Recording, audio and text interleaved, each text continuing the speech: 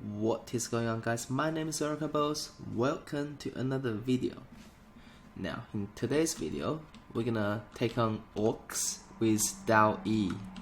And if you follow my channel, you know recently I have casted a orc against Dao E where I'm commanding orcs, and this time I'm taking Dao E against orcs. Now without further ado, let's jump into my opponent's army. Before I jump into his army, I gotta say I absolutely love this army composition he brought. It's just super good. The way he plays that, and also the way he deployed, just very good.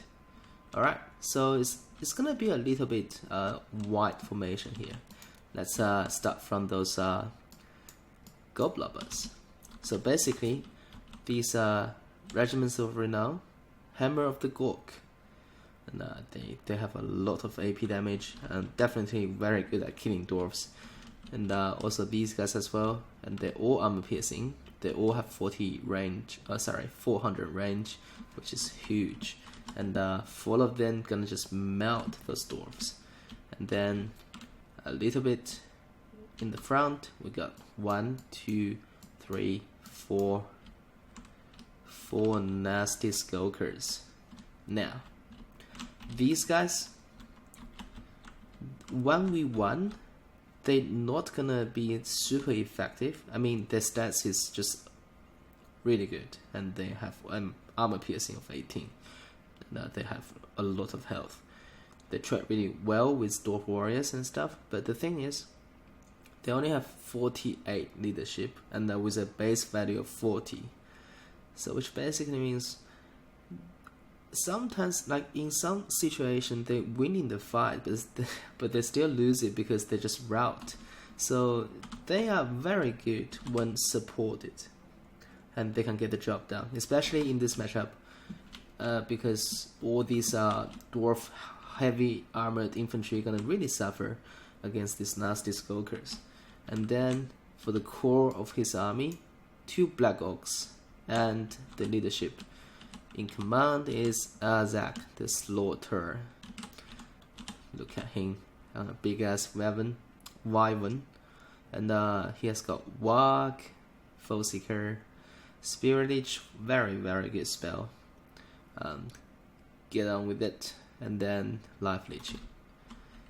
And then also in his army, he's got 1, 2, 3 Night Goblin Archers, and including the Regiments of Renown, the Rusty Arrows. These guys have armor sundering as well. They can do a lot of work onto those heavy armored dwarf infantry once again. And don't forget these guys. These guys are 8-pick Nunis. For some reason, it's not really showing on the AI, but these are unbreakable ones. They're gonna just help forever, and they have very good melee stats. And then Morgoth's Manging Brothers, which is super good here against Dao E. And they are the only AP missile damage unit. I mean skirmisher unit on orc roster, and apparently AP is gonna be good against dwarves. And so infantry skirmishers all focus on armor piercing, thunder armor, and armor piercing missiles, and also 4 goblobbers. Insane. I mean, this build is so good, and also he deployed it super wide, so there's no way in hell I'm gonna get all 4 of those goblobbers before they run out of ammo, because dwarves are quite slow. And this is absolutely fantastic list. I really like this. Alright, let's jump into my army. I have a good old dwarf star here, I should say. So at the front I have Iron Breakers, 1 and 2 Iron Breakers, including Lorgren's Iron Breakers. And then I have in the center I have Longbeards to just basically add rank 1 to basically just provide that that are encouragement buff, and also these guys are immune to psychology, that charge defense against large, and they have 100 armor and bronze shield. As I said, non-beers, very, very solid. Probably one of the best unit on Dwarf roster. And then at the back, 2 very elite armor piercing heavy hitters, the Grumbling God and the Pickgate God. These guys are absolutely gorgeous. Let's take a closer look at them. Oh my gosh. The lightning, the angle, perfect.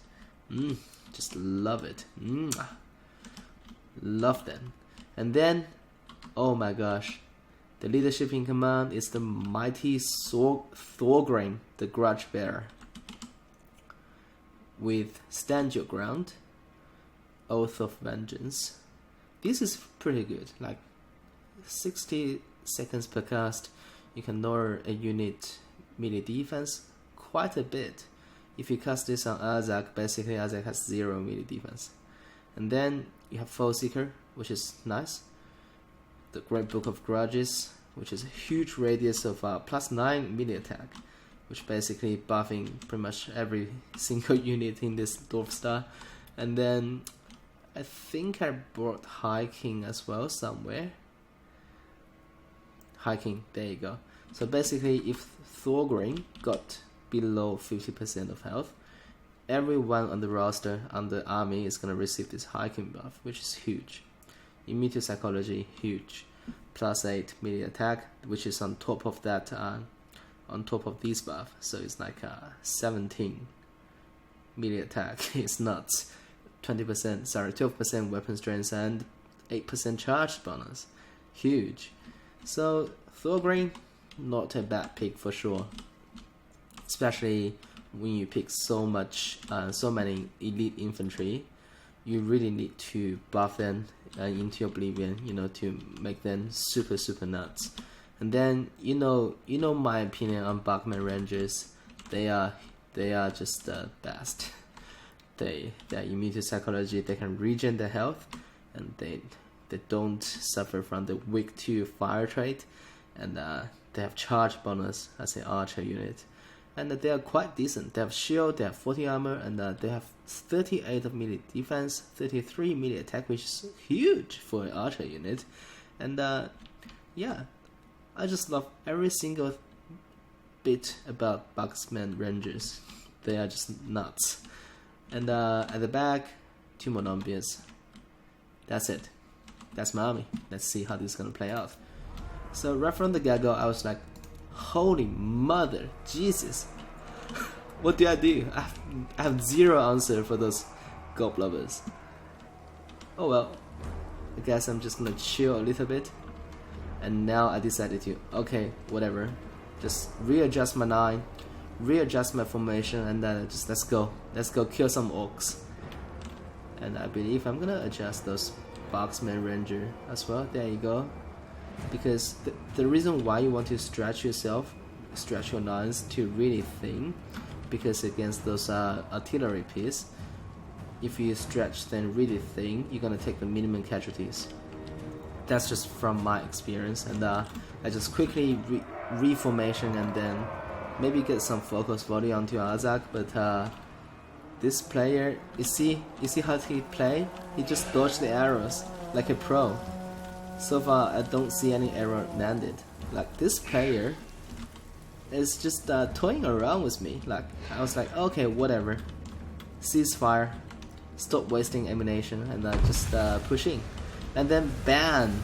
Thorgrim the Grudge Bearer eats a fat Spirit Leech in the face from Azak, and I have absolutely nothing to stop it.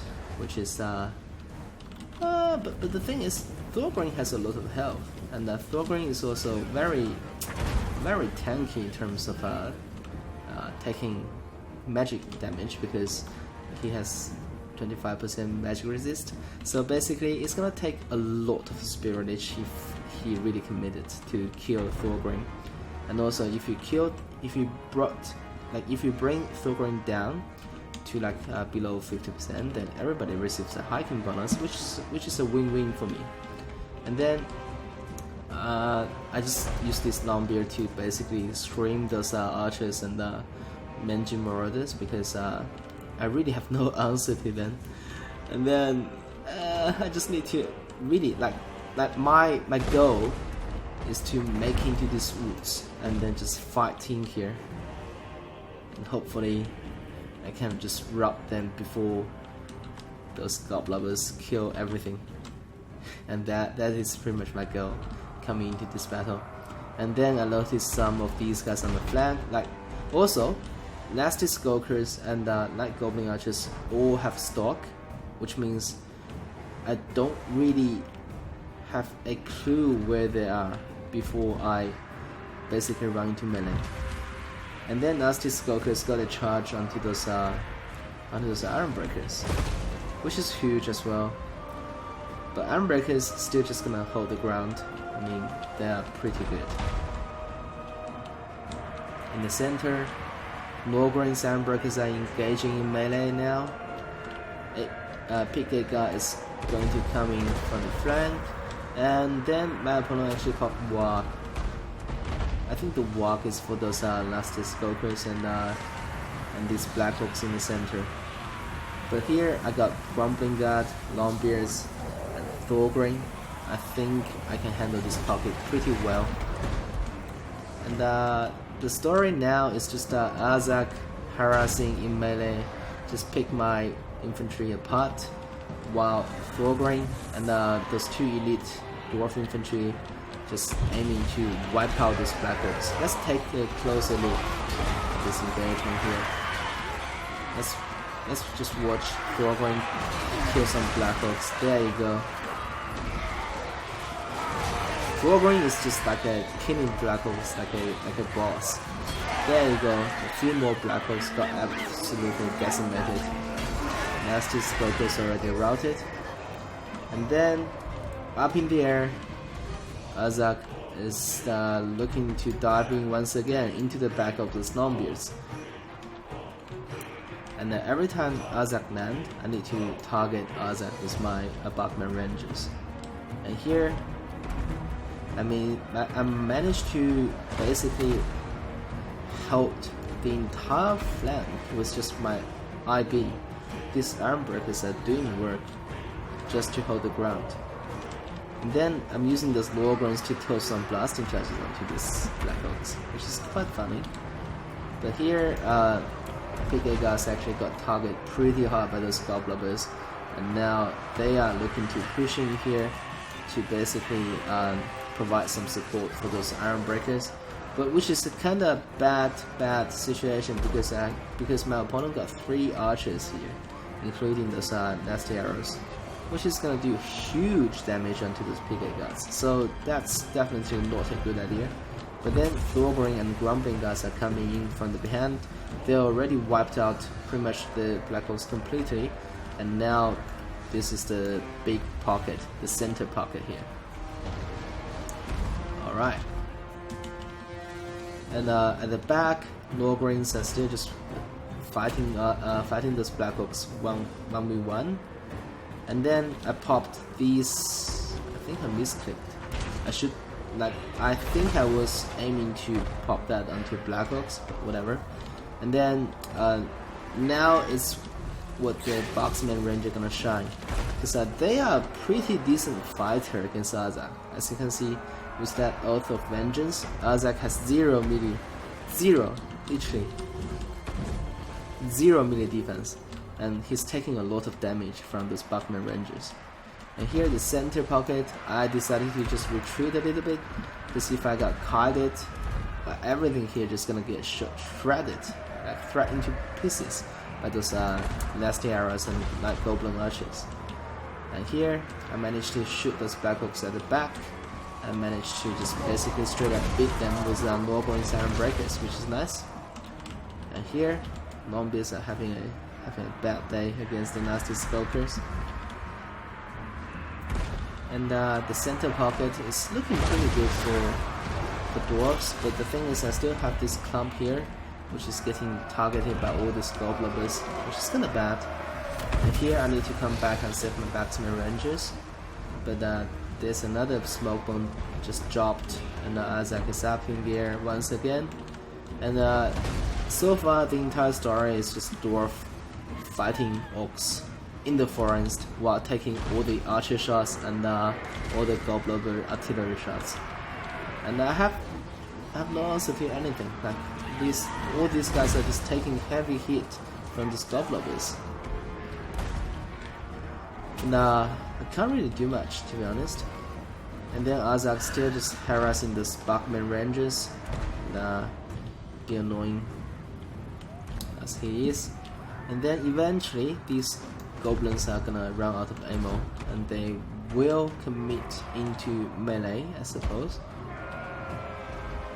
And here Nasty Skulkers are looking to engage into my Boxer Ranger, but Norgren's gonna make a short work of them.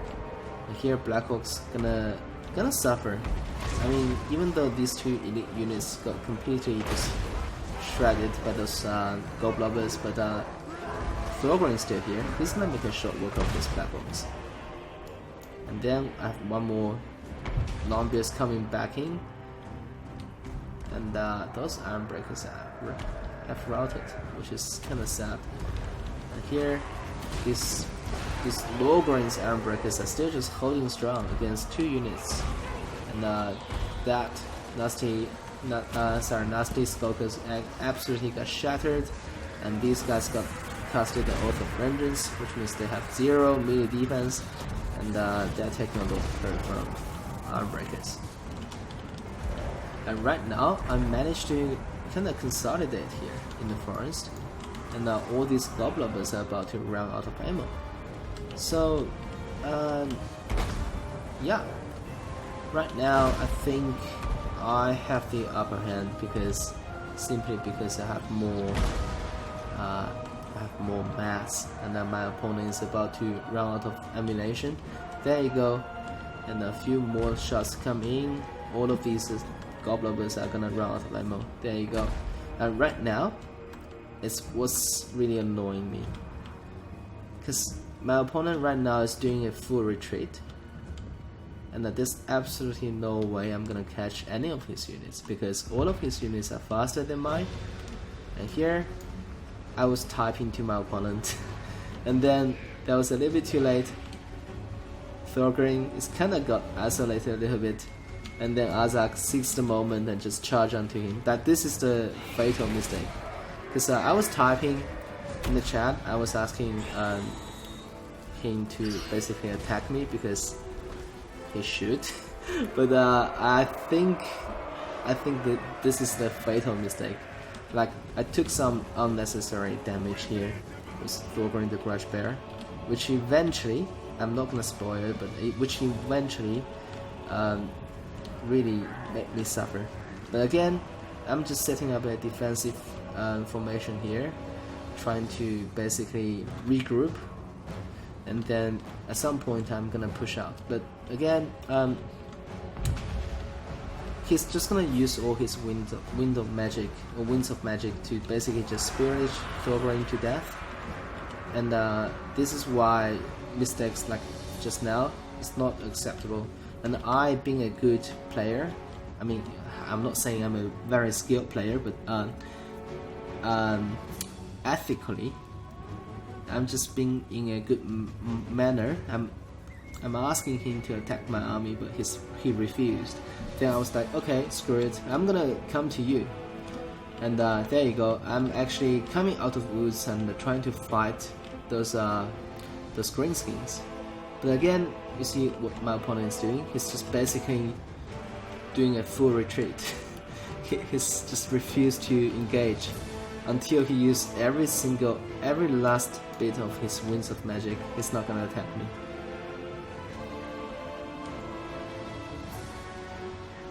And now he's just consolidating, while I'm still just basically trying to push into these guys, but these guys are basically out of ammunition, so there's pretty much nothing really important at this point for this unit. And yeah, he's gonna Spiritish once again, I suppose. Like, look at his army right now. He's got a bunch of archers out of ammunition. One nasty Skulker unit really damaged. Many Marauders out of ammunition. And all these Goblobber crews. And also one more nasty Skulkers, very damaged as well. And he just refused to attack me. Okay, let's actually speed up a little bit, because this is kind of annoying now. There you go. So I'm basically trying to move, but he's just doing a full retreat while waiting for the Winds of Magic to Spirit Leech me again. That's the first. And at this time, I'm just basically... these guys have charged defense, so they're not gonna take any damage from those Magi Marauders. And at this point, I'm just like, okay, I'm gonna stop wasting my vigor.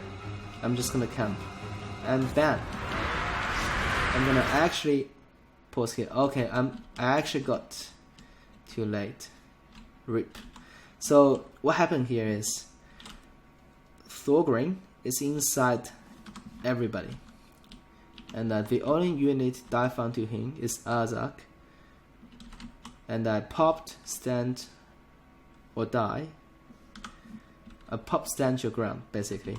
So I have like 60 or 70-ish melee defense, and Arzak has only 50 melee attack, but he actually managed to land a double hit, which is with the charge bonus onto Thorgrim, and basically just one-shot Thorgrim straight away. So before Thorgrim died, I did manage to cast Oath of Vengeance onto him, as well as I popped Stand Your Ground. But again, that was very lucky of my opponent to be able to land the kill on Thorgrim there. But as I mentioned before, if I did not talk in the chat and forgot about Thorgrim here, if Thorgrim had a tiny little bit more health, he's gonna be fine. He's not gonna die there. But whatever, it happened. So right now, my goal is just basically surround Arzak and just basically kill him, because right now Arzak has 0 melee defense, which means every single hit has a lot of chance to land on him. And let's see how it goes. There you go, that's the attack order onto Arzak. He's dropping quite low, quite fast. But again, somehow he survived. And he's got onto the air again. But look at here. Dwarfs basically got full surrounded by everybody. And then I want to slow down things a little bit. All these angering goblins are charging in from this angle, and I got all my blob here. That's why I put Norgrim Siren Breakers here purposely, just to hold the ground and stop their, just basically negate those charge bonus from those guys. And meanwhile, using all this remaining bulk of my army to just fight off those goblin archers. These guys are not bad. Like, they even, maybe they have really bad melee attack, but the thing is they do poison damage, which is kind of huge. And here, because of the surround, my Grumbling Guard and my Pigate Guards actually all routed. And also there's a leadership penalty because Thorgrim got sniped. Okay, let's see. Yeah, Lord recently died, which is -16, which is huge. And then more Greenskins are coming back. It's looking pretty bad for Dwarfs. And then Arzak is gonna land once more onto those arm breakers at the back. But the thing is, these guys are immune to psychology. And just keep in mind that all these Bugman Rangers are immune to psychology. Like, if these guys are not immune to psychology, I would lose the game right here, because one charge from Arzak, everybody just gonna just basically gonna get mass rout. But the thing is, like, right now my opponent just doing the psycho charge, which is funny because I am from Psycho Charge clan, but whatever. So basically, all I have left are these 4 Bugman Rangers, and also the amazing Norgrim Siren Breakers. all 5 units are immune to psychology. So basically, no matter how many times Azak gonna charge at them, they're not gonna rout, and all of them have charge defense against large. So it's pointless, like doing the cycle charge until all these guys are useless, basically. And also they are immune to psychology, so you have to kind of get nasty into the fight and to kill them. And here Azak actually got a little bit tied down a little bit, but the other thing is I don't really have any mass to basically stop Azak, so I basically just need to grind all this down, which I can easily grind this down because all these are just cannon crews, and Nasty's focus just got routed completely. And here I just gave a command to every dwarf and just to kill Azak, and even throw some blasting charges onto his ass. And then all these dwarfs got routed, everybody routed, and Dwarf got the victory. Now, as we dive onto the scorecard, I have to say that I love his army. I think this army composition is great. It's very effective, and I like how he played the game all the way up until he ran out of ammunition and then just caught me and refused to engage while waiting for the winds of magic. I think that's pretty lame. But again, I'm not gonna say that he's a cheeser because he obviously knows what he's doing, and also he's not really doing some like straight up cheese like corner camping or maybe something else. But I dislike how he played in the end right there. But overall, I think this was a fantastic showcase of between Dwarfs and Greenskins, and I think both generals played their heart out and played really well. And the only flaw I made was leaving Thorgrim outside my tiny little dwarf box in the end because I was typing to him, and then that was kind of fatal because Thorgrim kind of just died by nail bat. So if Thorgrim didn't take that much damage right there, he would have survived and maybe kill Azak right away. So anyways, that is the game, and I think you guys gonna absolutely love this. I know some of you are Dwarf fans, and I'm just glad that I can just bring you guys some Dwarf victory replays. I know recently I've been releasing videos that I'm beating Daoi with multiple factions, but I do play Daoi, and I have more Daoi videos coming, so stay tuned. And recently I opened up a Discord as well, so just feel free to subscribe to my channel, make sure you do that, and also join my Discord. We're gonna do all sorts of fun there. And for now, Oracle Boss signing off.